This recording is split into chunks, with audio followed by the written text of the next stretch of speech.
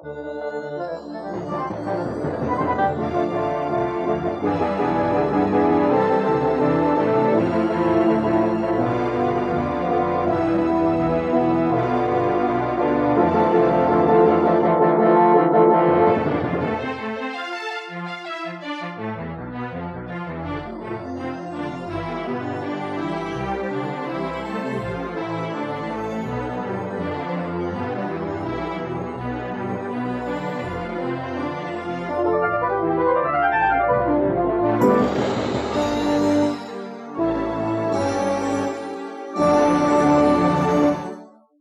everybody, I'm Dean, I'm the dad. I'm Laura, I'm the mom. And I'm Krysta, and I'm the daughter. And together we are... Family Plot! That hung together so nicely. It did. It's almost like working with my family. It was that good. Gee, almost like working like it with your family? Yeah. Almost? Almost. Okay, well, Okay. you know. I guess we're almost family, you know. No, we're family, but it was almost like working with my family, you know. Are you saying that half the time it's not like that? No, I'm mostly just saying that just because I think it's funny to say it was almost like working with family, considering we're all family. If I've got to explain the joke, it wasn't a good joke. Yeah. He'll work on it.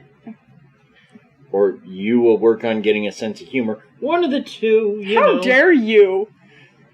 I do have a sense of humor. It's called anime. No, that's not a sense of humor. That's a thing. Separate into itself that Yes. has nothing to do with humor 99% of the time. Excuse me? Have you watched Haikyuu? Oh, no, wait. You haven't watched Haikyuu. There's a whole bunch of comedy there. Yeah, no, I don't know. Yes, there is. No, I don't want to watch an anime about a volleyball team. No, know what? Fine. Just get on with the show. All right, children. All right. Let's play nice. I am playing nice, mostly. No, he's not. Mostly. Rude. Mostly. It only comes out at night. Mostly. All right. So, we have What a are we topic doing? this week. We do? Yeah, We what do! Does anybody besides me know what it is? Yes, it's the Wornall house Oh my! And where would we find the Wornall house? in Kansas. Somewhere near Missouri? Is it in Kansas? It is. Are you sure it's in Kansas? Pretty sure. I think it's on the Missouri side of things. Is it? Pretty sure. You know where Wornall Road is? Not Kansas. Okay, well, you know what? It's right there by state line. On my watch, it should be in Kansas. There. I said it. Okay, fair enough. Like I said last time, the states near Missouri, Kansas is probably one of the ones bordering up near Missouri. So. It is definitely one of the ones bordering up near Missouri. Crystal. Wow. Yeah, we figured it out, by the way. Not while we were on the air, but we figured out the 8 states that bordered Missouri. Yes. So, we win. I don't care whether who wins or who loses. It's all fun and games here. Thank you very much. Fair enough. That's a good way to look at it, my Crystalline. Alrighty. All right. So, this is the story of the John Wornall house. Yes, it's a lovely house. It is. It is a very lovely house. It was built in 1858 by John B. Wornall in the Greek Revival style of architecture, with bricks hand-fired on the Wornall's property. It is one of the 4 remaining Civil War period homes in the Kansas City area. Fabulous. Yeah. And it's actually closely tied to the Major house. I almost actually did both of them this show, and I decided that we had enough on the Wornall house that it could be its own show, and we'd just do the Major house on another show. All right. All right. So, that is what we're talking about. Now, John Wornall's father, Richard Wornall, had owned a mule and a horse trading business in Shelbyville, Kentucky, which ran into financial difficulties. In 1843, he sold 640 acres of Shelby County land, 13 slaves, and most of his livestock and possessions to settle debts totaling almost $25,000. Now, in 1840s, $25,000 was no laughing matter. I mean, it's still not, but $25,000 then was like... That was like lottery money now. Yeah, it was like $1 million or more now.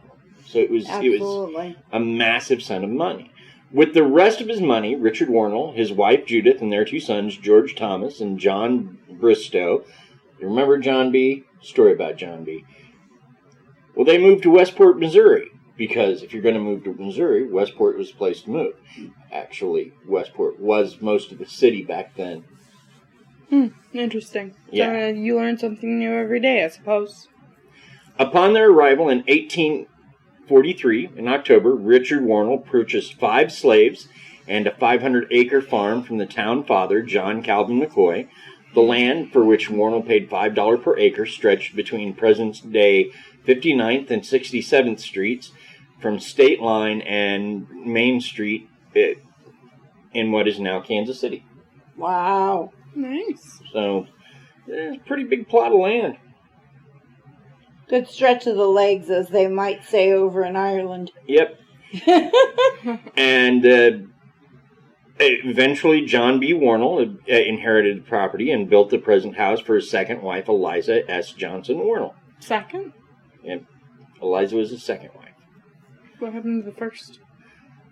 I don't think Dad researched that part, Crystal, and she's not really part of the story. Now, during the American Civil War, the Wornall's house was used as a field hospital for both the Union and Confederate forces after the Battle of Westport. Wow. Which was one of the biggest fights in this particular area. Okay. So, that's the area we're talking about, and we're going to get into its history and the Civil War and a few other things. But first, Crystalline is going to balance a strawberry on the end of her nose using only a spoon. No, she's not. I can't do that. I'm not that talented. Well, we don't have any strawberries. Caitlin ate them all. And I was only teasing, as even if you did, how would they know? Or not know? We could say you did it, and then we could just go da da da da da da da da da yada da da da da da da da da da da da da da. Look what Krysta did. She balanced a strawberry on the end of her nose using only a spoon. That's amazing. And nobody would know that you didn't. No, they'd hear a drop.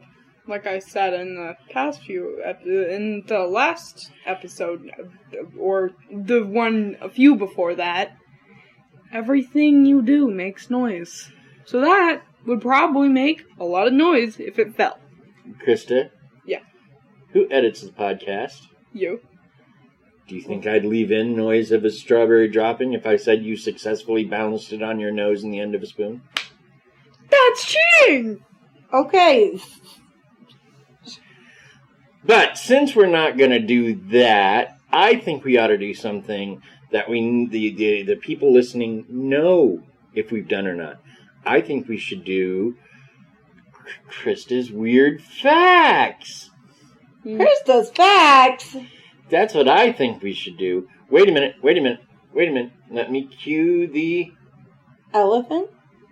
Well, I was actually going to cue the sting that leads us into it, but, let's cue the music. Krysta, Facts. And Krysta. Hello. Welcome again. I'm tired. Okay, so hello everyone. I'm back with your 5 weird facts today. Yay, facts! If you're tired, you could go to a hotel so you could sleep. I don't feel exactly comfortable about that after reading this. Well, see, I'm tying it in for you. Okay. So what are your facts about today? Today, my facts are about hotels and why you should not go to them, in my opinion. See? I tied it in nicely. Now, today this is granted to us by Best Life. From Best Life by Sarah Crow. Thank you.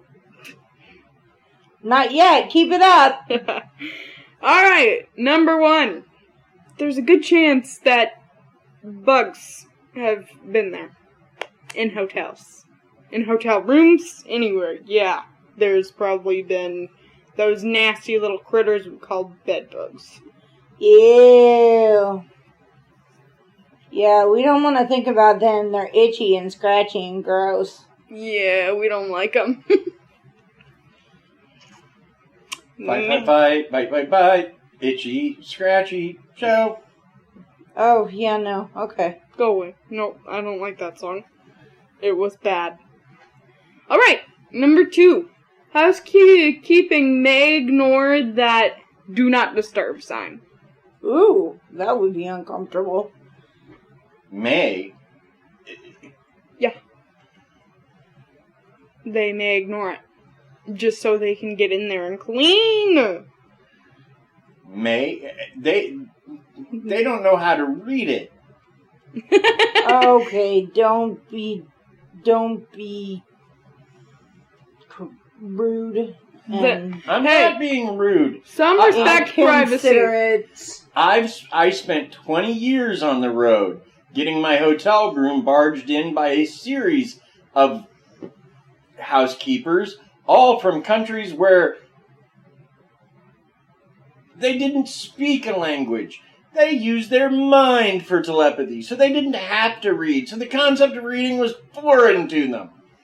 And so they would barge into my room and insist upon trying to clean it while I am in it. Well, yeah, they do that. Some even take those off their doors so you can't use it.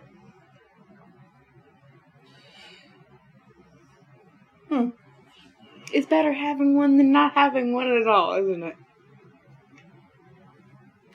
Number 3, whirlpool tubs are grosser than you think. Now, why I'm saying this is because whirlpool tubs have fecal derived bacteria.